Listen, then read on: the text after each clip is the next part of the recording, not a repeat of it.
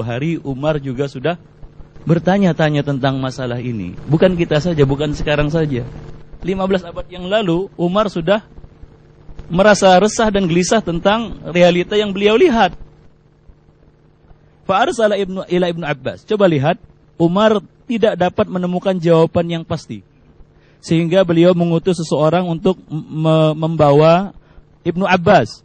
Ibnu Abbas adalah teman musyawarah Umar. Walaupun usianya muda, tapi berkat doa Rasulullah, Allahumma allimhu ta'wil wa faqihu fid din, beliau memiliki kedudukan yang sangat istimewa di antara para sahabat yang lainnya. Sampai-sampai Umar sering mengajak beliau bermusyawarah. Maka diutuslah seseorang untuk memanggil Abdullah bin Abbas, turjumanul Quran, habrul ummah. Faqala, Umar bertanya kepadanya, kaifa takhtalifu hadhil ummah wa nabiyyuha wahid? Bagaimana umat ini bisa berselisih padahal nabinya satu? Wa qiblatuha wahidah wa kitabuha wahid. Kiblatnya satu, kitabnya juga satu. Faqala Ibnu Abbas. Maka Ibnu Abbas, ini jawaban turjumanul Quran, habrul ummah, seorang sahabat yang mulia. Ibnu Abbas berkata, ya Amirul Mu'minin, innama unzila alaina al-Quran faqara'nahu wa alimna fima nazal. Wahai Amirul Mu'minin, sesungguhnya Al-Quran itu turun kepada kita. Kalau Ibnu Abbas berbicara dengan Umar Ibn Al-Khattab, lalu menggunakan kata-kata kita, maka maksudnya adalah as-sahabah. Maksudnya adalah as-sahabah. Ya, Al-Quran turun kepada kita, wahai Amirul Mu'minin, yaitu para sahabat. Dan kita telah membacanya, faqara'nahu wa alimna fima nazal. Dan kita mengerti apa maksud ayat tersebut. Mengapa ayat itu turun? Apa kandungannya? Apa tafsirnya? Wa anahu, dan bahwasanya sayakunu ba'duna, akan datang nanti orang-orang setelah kita, aqwamun, orang-orang, kaum-kaum, yaqra'unal Qur'an, mereka membaca Al-Qur'an, wala yadruna fi manazal, tapi tidak mengerti kandungan, makna dan isinya.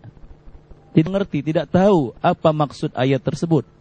Fayakunu likulli ummatin fihi ra'yun, maka setiap umat atau setiap orang akan mengikuti pendapat akalnya, pikirannya, logikanya, rasionya. Fa idza kana kadzalika, jika demikianlah halnya, ikhtalafu, mereka pasti berselisih. Wa idza ikhtalafu iqtatalu, dan apabila mereka sudah berselisih, mereka bisa saling menumpahkan darah.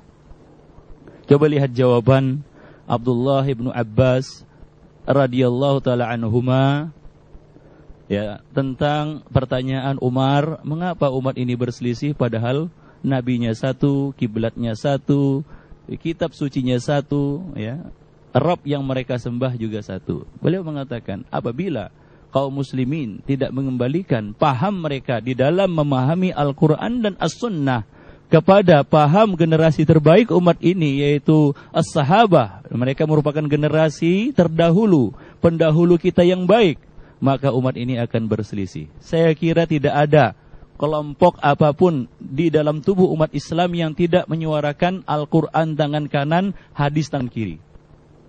Semuanya. Tapi kenyataannya, realitanya, mengapa mereka berselisih?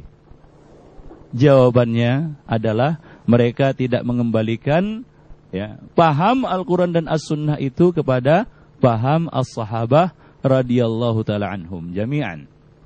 Maka dari itu, ikhwani fiddin, a'azanillahu ayyakum, ketika Rasulullah sallallahu alaihi wasallam menjelaskan tentang perpecahan umat menjadi 73 golongan, para sahabat bertanya, ya Rasulullah, siapakah satu golongan yang selamat itu? Maka Nabi menjawab dalam satu riwayat, ma ana alaihi al-yauma wa ashabi. Apa-apa yang aku berada di atasnya dan para sahabatku. Rasul tidak hanya mencukupkan dengan perkataan beliau apa-apa yang aku berada di atasnya. Tapi beliau menambahkan wa ashabi dan sahabat-sahabatku. Itu menunjukkan pentingnya kita merujuk Al-Quran dan As-Sunnah itu kepada paham as-sahabah. Jika tidak, maka kita akan berselisih berdasarkan perkataan ataupun tinjauan yang telah disampaikan oleh Abdullah bin Abbas radhiyallahu taala anhu kepada kita tadi. Jawaban yang beliau berikan kepada Umar ibn al-Khattab. Umar takjub melihat atau mendengar jawaban dari Abdullah bin Abbas ini. Itulah dia sebab mengapa umat ini berselisih. Ya, intinya kita harus kembali kepada manhaj as-salaf di dalam memahami Al-Quran dan As-Sunnah. Tadi malam sudah kita jelaskan tentang definisi pengertian apa itu salaf. Ya, seperti kata pepatah yang kita jelaskan tadi malam, tak kenal maka tak sayang. Banyak orang yang tidak kenal kata salaf tapi langsung membencinya. Ya, sudah kita jelaskan tadi malam tentang bagaimana Al-Imamul Ghazali, pengarang kitab Ihya Ulumuddin, mendefinisikan kata salaf itu dengan demikian indah. Ya. Beliau mengatakan a'ni bimadhabis salaf adalah madhabus sahabah wa tabi'in.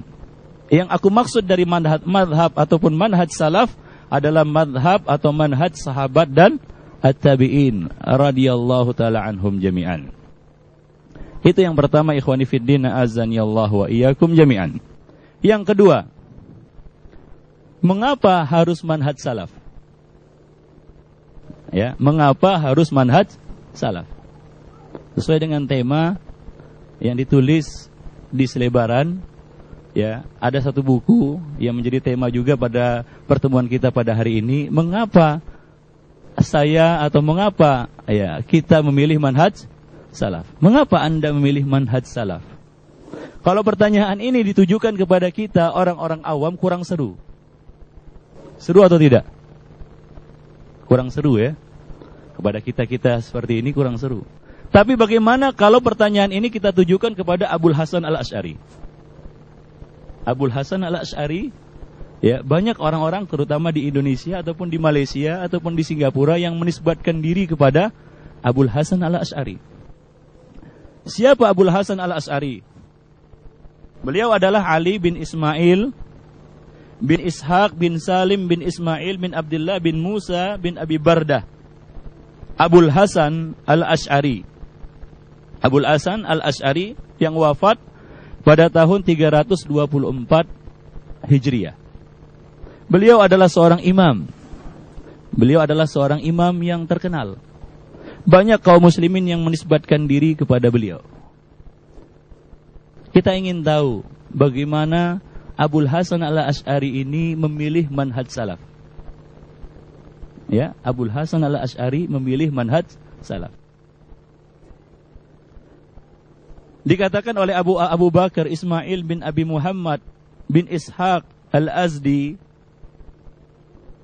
yang lebih dikenal dengan sebutan Ibnu Azrah, beliau menceritakan sedikit tentang Abul Hasan. Inna Abul Hasan al-Asy'ari kana mu'taziliyan. Abul Hasan al-Asy'ari dahulu adalah penganut paham Mu'tazilah. Wa innahu aqama ala madhhabil i'tizal 40 sanatan. Dan beliau menganut madhab ini, paham ini, yaitu paham Mu'tazilah selama 40 tahun. 40 tahun. Dan beliau menjadi imam di dalam madhab Mu'tazilah. Menjadi rujukan. Menjadi tokoh sentral kaum Mu'tazilah.